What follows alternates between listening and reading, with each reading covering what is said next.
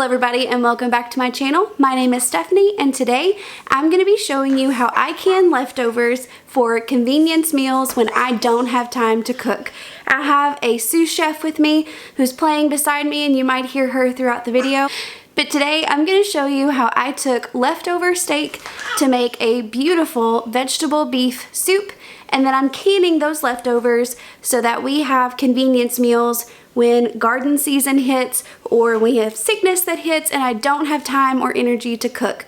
Convenience canned meals are a lifesaver in the kitchen, and if you're not utilizing your leftovers for canning meals, you're missing out on an easy, convenient way to put up food. Today's canning video is part of a collaboration with Kowalski Mountain and several other YouTube channels.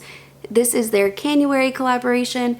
It is a separate collaboration than the Sutton's Days collaboration. This one does not have prizes, but it does have a ton of amazing videos with all kinds of canning recipes you're not going to want to miss. So I hope today you learn something new that you can do with your leftovers to put convenient meals on your shelf.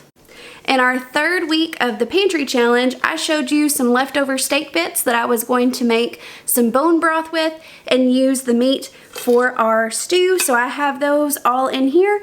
They have been cooked and shredded, and then I have the broth right here, and you can see it has a nice fat cap on it that we need to get off. We don't want a ton of extra fat in our broth, so I'm going to go ahead and skim this off. This broth is really gelatinous, which tells us that we have a lot of great nutrition in here. We have a lot of collagen that we got out of the bones from the steak. So this is going to be a great addition to our vegetable beef soup. This beef fat up here you could use to cook with, or you could just toss it. I'm actually going to mix this in with some scraps for the chickens. They will love it and it'll be some great healthy fat for them.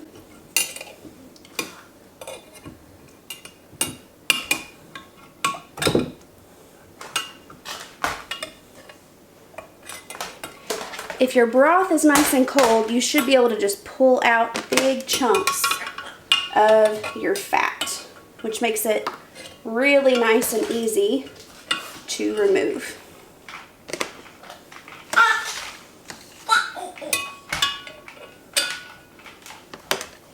All right, I'm gonna go ahead and pour this into our Instant Pot with the meat. I also have some stew meat that I'm gonna add to this, and it'll cook while we cook our vegetables down on soup mode in the Instant Pot.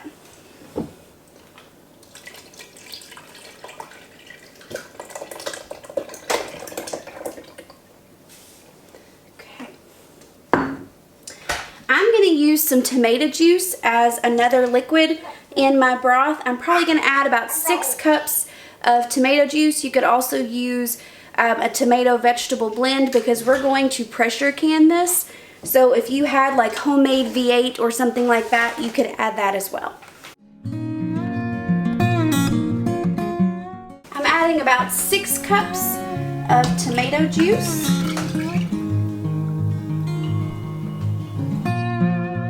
I have my tomato juice and my broth in my pressure cooker or my Instant Pot. The next thing I'm going to do is add vegetables. If you need a quick time-saving hack, you can get frozen packages of mixed vegetables. I'm doing carrots, corn, green beans, peas, some baby limas.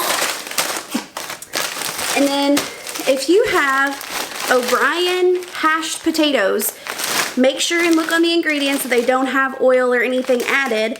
These don't. It's potatoes, onions, green and red peppers. That's all that's in this. This saves you from having to peel and dice potatoes if you're short on time. I'm going to add this to the pot as well. You don't have to measure your vegetables. We're going to do the soup your way method.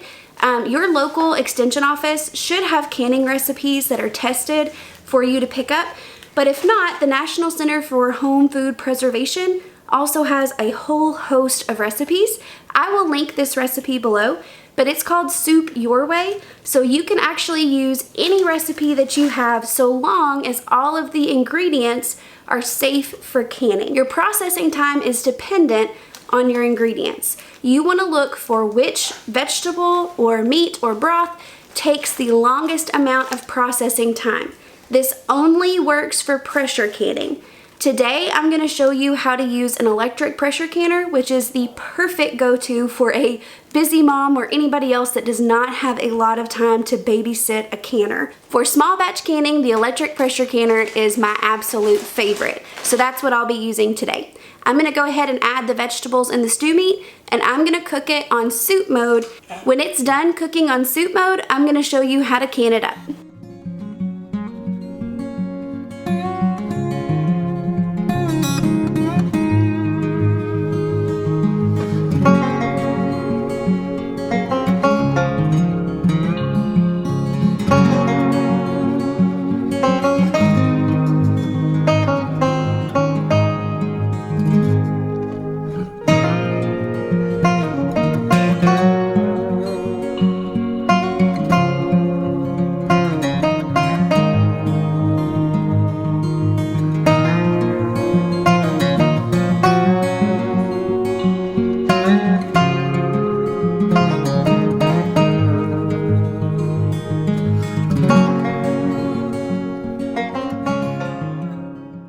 Our soup is done cooking in the Instant Pot, so it's time to fill our jars and begin canning. I'm going to season my soup with some salt and pepper. I usually do about a teaspoon of pepper to 3 teaspoons of salt, but I'll just taste it and make sure that it tastes good before I can it.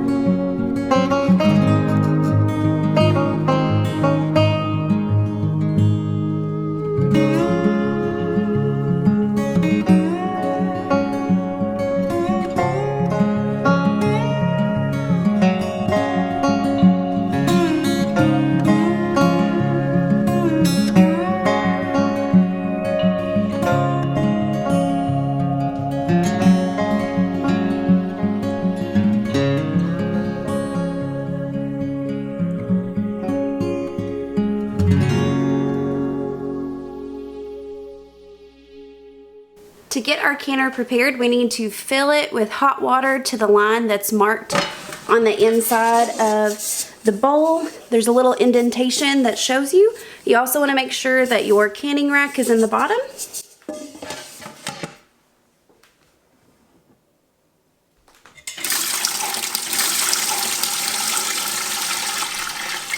Once you have your pressure canner plugged in, it automatically lights up and says boiling water can, but you want to switch it to say pressure can. And now we're going to adjust this to the time needed to can our recipe. We are processing quarts, so we want to process for 75 minutes. This is going to make this safe for meat, vegetables, broth, and the tomato juice. This is going to pop up and say insert jars. We're going to fill our jars halfway full of water and put them in the canner, and it'll go ahead and warm our jars for us. So I'm going to come back and have these half filled with water and insert them in the canner.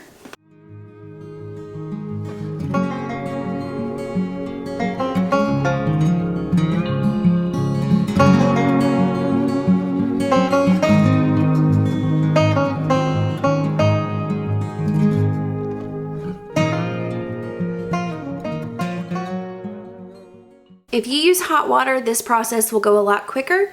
At this point, we're going to put our lid on, but you want to make sure the regulator is removed.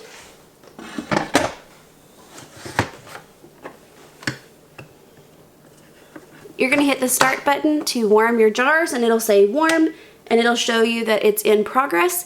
When it's done, it will tell you to fill the jars. So I'll come back and show you our next step. When canning your soup this way, you want to fill your jar halfway up with solids and then the rest of it with your liquid. So I'm going to use a slotted spoon to dig out the vegetables and fill this up halfway with my veggies and meat, and then I'll top it off with my tomato juice and broth mixture. We're going to use a 1-inch headspace, so we're going to fill it up right to the 1-inch mark, which is the bottom of this rim, and then we'll top it with our lids and our rings and put it in the canner. So right now, while our jars are warming, is the perfect time to prepare your lids and rings. Our pressure canner has beeped and now says to fill jars. So I'm going to use my jar lifters and remove my jars from the canner. You need to unlock the pressure arm, and then this pulls right off. You do have to dump the water that's in these jars, so we'll do that first.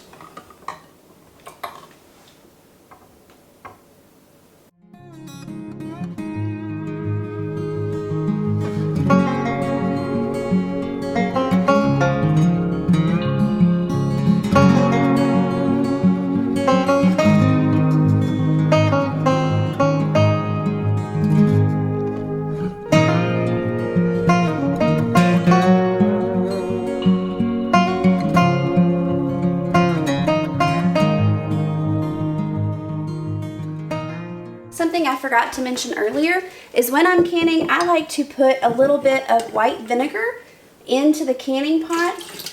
This helps keep any kind of hard water stains from forming on your jars or your canner. So that's just a quick tip. I also like to clean the rims of my jars with some white vinegar, which I'm getting ready to show you. So you need to take a canning funnel and a slotted spoon, and we're going to dig out the vegetables and meat and fill our jars halfway. For this canning recipe to be safe, you have to make sure you have your solid to liquid ratio accurate. The main issue is just making sure you don't have so many solids that the temperature does not get hot enough in the center of your jar. You want to make sure you have enough liquid to where everything will get hot enough to kill any botulism or any other bacteria that might be in your jar. I'm going to go ahead and put the solid portion in all of my jars, and then I'll top it off with our liquid.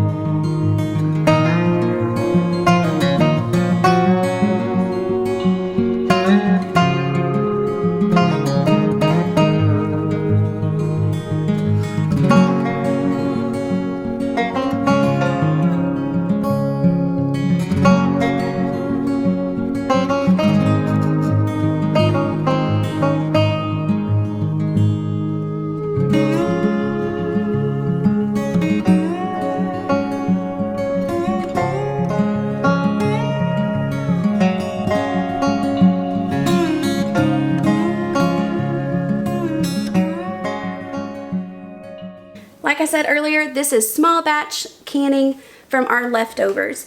I didn't make a huge batch of soup.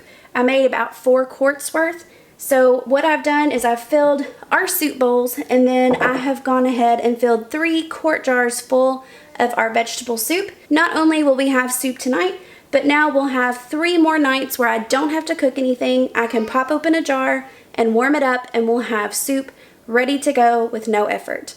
This is why canning leftovers makes so much sense and is so quick and easy, especially if you have a digital pressure canner. If I had to haul out my regular pressure canner, I don't know that I would be as interested in doing small batches, but because I can just plug this in and leave it, I don't have to babysit it, it makes it a lot more appealing to can my leftovers so that way I have a shelf-stable meal ready to go. The last thing that I'm going to do is debubble my jars. So I'm just going to take a butter knife and run it down the sides and the middle of my jar. And this is to make sure that my headspace is correct. I want to make sure I don't have any more than an inch or any less than an inch of headspace.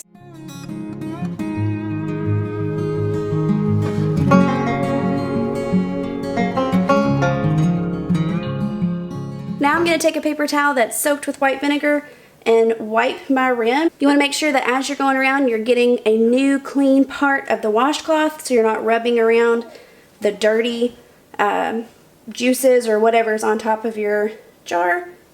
That way you have a nice clean surface. I'm going to top it with my lid and my ring until it's finger tight and put it back in the canner.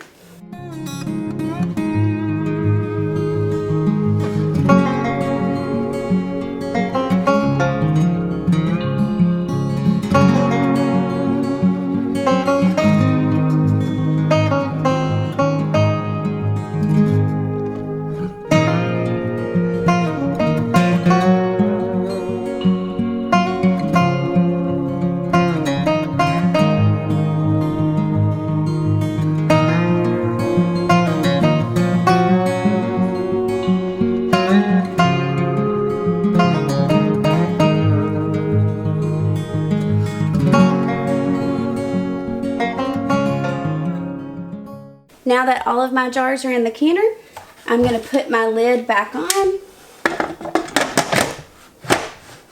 Make sure it's in the locked position. Lower down my pressure arm and turn it so it's sealed. And then hit start, and it's going to say heat. Once it comes to pressure, it's going to tell me to put on the pressure regulator, and I will stick that on and show you the next step. All right, our pressure canner is at pressure, and it tells you right on here, put regulator on. Once you've pushed down your regulator, you'll hear it snap in place. You want to make sure it's pointed towards the middle where it says can, which is what it told us to do on the screen. It said put regulator on can. You can hear it bubbling out the side. That's totally normal. It's working on coming up to pressure high enough that it'll lock this lid down. You're going to hit start, and then it'll tell you can, and then your processing time. You want to double check that you have this on the right setting. I do. It says 75 minutes. So at the end of the 75 minutes, we'll come back when it tells us that it's done, and it'll start the cool down process. You don't have to do anything during that. It does the cool down for you, and then it'll tell you when to remove the lid. So at this point, we don't have to babysit this anymore. We can go about our day and do whatever we need to do. This is why I love digital pressure canners. They are so easy to work with. You just put everything in, you follow the directions as it tells you, and you're done. We'll come back when we're ready to take our jars out. When your canner beeps and tells you that it's done, the first thing you're going to do is remove that pressure regulator. It just pulls right off. So I've got that removed, and then you're going to swing the arm out and lift it up out of the way. And then you're going to open the lid. Make sure you open it away from you, just in case there's any steam. And then we're ready to remove our jars. You want to make sure you have them on a towel or something that's not going to be cold and too much of a temperature adjustment, just like with any other canning. A lot of the times your jars will seal during the cooling process before you even take them out. But if not, they're going to finish doing that when you let them sit for 12 hours undisturbed. So I'm going to go ahead and get these out and put them on my dish drying mat.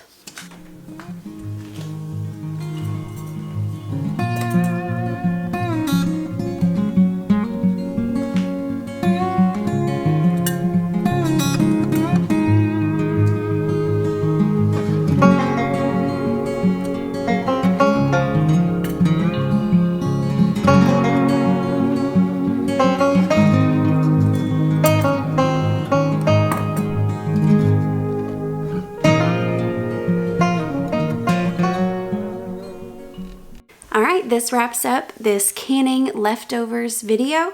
I wanted to tell you that you can do this recipe with any soup that your family enjoys, so long as the ingredients are safe to can. So the only ingredients that you really want to leave out are things that have dairy, pasta, or rice in them, or any kind of thickening agent. So things that you can are ham and bean soup, split pea soup, taco soup, vegetable soup like we just did. Also do things like chili base or chicken noodle soup base. And what you'll do is you'll just leave out your noodles or any ingredients that are not authorized for safe canning. And then when you go to prepare the canned food, you'll just add those in then. So for example, you could can chicken noodle soup, all of the ingredients except for the noodles, and then when you want to make chicken noodle soup, you would just crack open your quart jar, boil a few noodles, and add that in then. So it still saves a ton of time, and it makes for great weeknight meals when you don't have the time to cook a homemade meal. This is the kind of convenience that I enjoy because I know exactly what's in it, and it takes me no time. This is quicker than going through the drive-thru or ordering takeout, which is a total win for me. If you enjoyed this video and you would like to see more cooking from scratch, gardening, and keeping a cozy home, make sure you follow along by subscribing to our channel and liking this video. That helps us out a ton. You can also follow along on our blog, gardenofmirth.com, and you can also catch us on Instagram and Pinterest. Until next time, bye friends.